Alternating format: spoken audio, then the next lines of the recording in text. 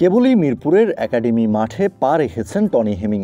দাঁড়িয়ে থেকে তখন ওয়েস্ট ইন্ডিজ দলের ক্রিকেটারদের ব্যাটিং দেখছিলেন দলটার হেড কোচ ড্যারেন সামি।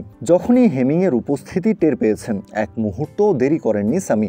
সাথে সাথেই হাঁটা শুরু করেছেন, দূর থেকেই ডেকে কথা শুরু করেছেন, এরপর কাছে এসেই হ্যান্ডশেক করতে হাত বাড়িয়ে দিয়েছেন নিজে থেকেই।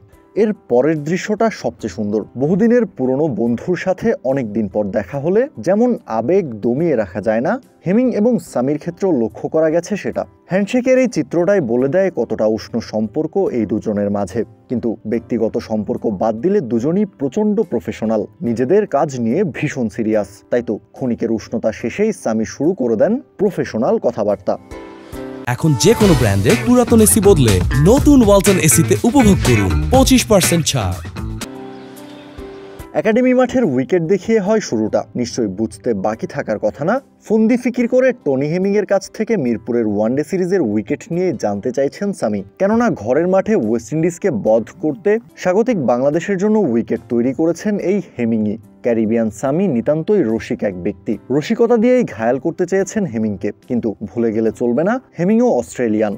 চ্যাম্পিয়ন আর হার না মানা মাইন্ডসেট আছে তারও। সামির থেকে তিনিও কোনো অংশে কম যান না। তাই তো সামির সাথে উইকেট নিয়ে কথা বলেছেন ঠিকই, কিন্তু এতে ক্যারিবিয়ান সামি স্পষ্ট কোনো ধারণা পাবেন কিনা তা নিয়ে কিছুটা সংশয় তো থেকেই যায়। 15 তারিখ রাতে ঢাকায় পা রেখেছে ওয়েস্ট ইন্ডিজ দল, তাই 16 তারিখের দলীয় অনুশীলন ক্যান্সেল করেছিল তারা। কিন্তু বৃহস্পতিবার সকালেই মিরপুরে হাজির হয়েছেন ড্যারেন সামি। ঐচ্ছিক অনুশীলন করতে এসেছিলেন উইন্ডিজ দলের ওপেনার ব্রেন্ডন কিং এবং আরও একজন। তাদের তদারকি করতেই মিরপুরে আগমন সামির। একই সাথে উইকেট এবং কন্ডিশনটাও দেখাটাও একটা কারণ।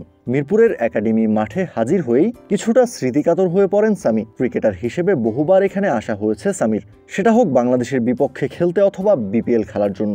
একাডেমি মাঠের সাথে তার সখ্যতাটা বেশ, তাই তো কিংদের নিয়ে অনুশীলনে নামার আগে খানিকক্ষণ স্মৃতি রোমন্থন করেছেন। উইন্ডিজদের বিপক্ষে 3 ম্যাচ ওয়ানডে সিরিজের প্রথম ম্যাচ 18 তারিখ শনিবার।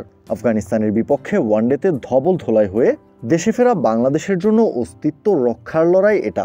একই সাথে 2027 ওয়ানডে বিশ্বকাপে সরাসরি খেলাতেও প্রভাব ফেলবে এই সিরিজের ফলাফল। কাউসার শান্ত, ক্রিক ফ্রেঞ্জি।